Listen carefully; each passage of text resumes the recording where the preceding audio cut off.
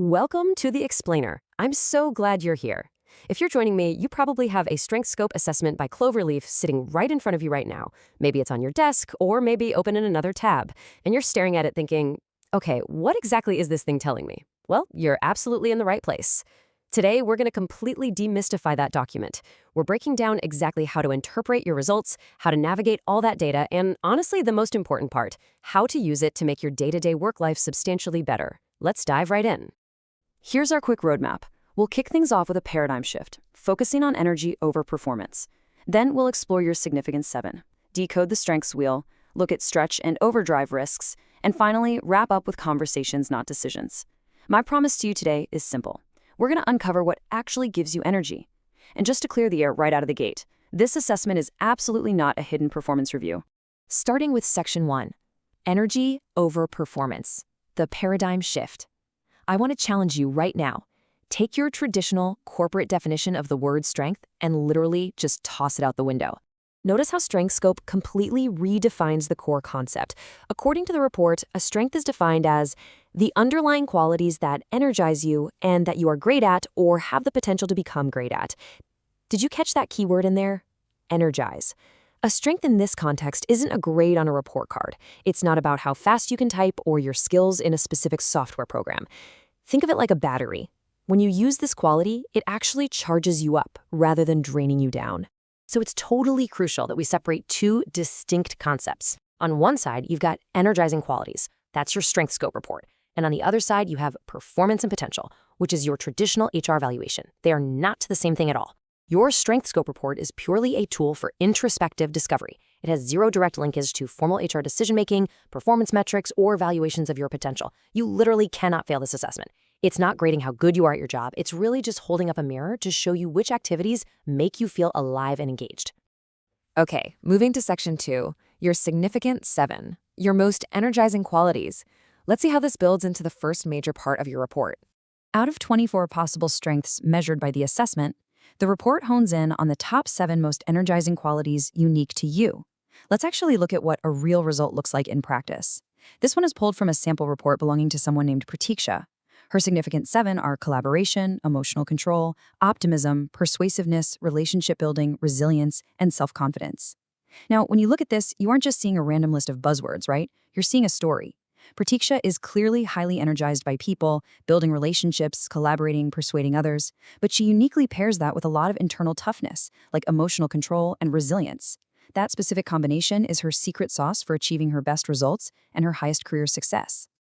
I'd love for you to take a look at your own significant 7 on your report right now. Just ask yourself, when was the last time you felt truly, deeply energized at work?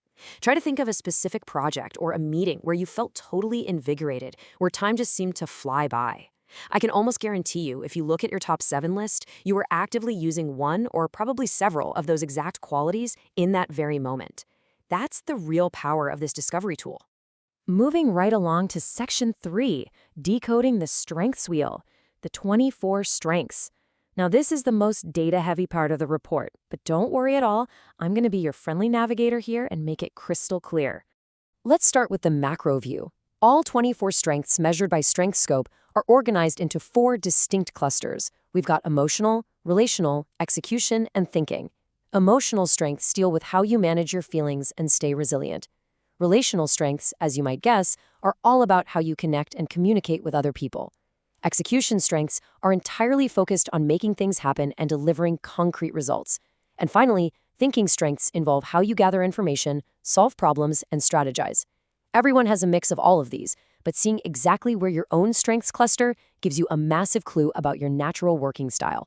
Now, zooming in a bit closer, you'll notice a standardized 1 through 10 scale. It is incredibly important to keep in mind that these scores are relative to a comparison group. So, a high score means this specific area energizes you more than it does the average person in that benchmark group. Visually, it's designed to be super easy to read. Your significant 7 strengths show up as bright purple bars. They pop right out at you. The other 17 strengths are shown as blue bars. The rule here is straightforward. The higher the bar, the more natural and energizing that quality is for you. And conversely, the lower the bar, the less energy and enjoyment you naturally pull from it. Okay, let's focus on the very center of that wheel for a second. You're going to see percentage scores for each of those 4 cluster areas we just talked about. Right in the middle is the baseline number, 25%. Because there are 4 clusters, a perfectly even split of your energy across the board would be exactly 25% in each one. So the rule of thumb here is really simple. The further away your scores are from 25%, the greater preference you show towards or away from that specific cluster. For example, if your relational score is up at 45%, you clearly have a massive preference for working with others. On the flip side, if your execution score is down at 10%, it just means highly structured task completion is going to drain your battery a bit faster. It absolutely doesn't mean you can't do it. It just means it takes more conscious effort on your part. Which leads us perfectly into Section 4, Stretch and Overdrive Risks. Developing strengths. This is the part where we take all that theory and turn it into actual peak performance.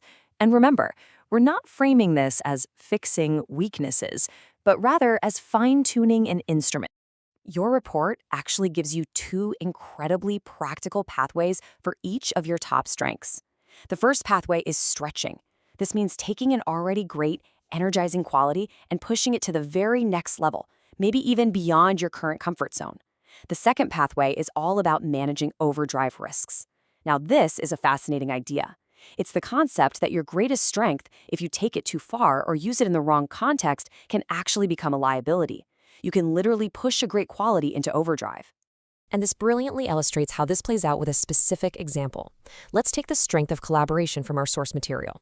To stretch this strength, the report suggests taking the initiative to facilitate forums with key stakeholders. Sounds great, right? But check out the overdrive risk. Because you love collaborating so much, you might start seeking unnecessary consensus. Think about it. If there's a fire in the building, you don't need to collaborate on which exit to use, you just need a quick decision.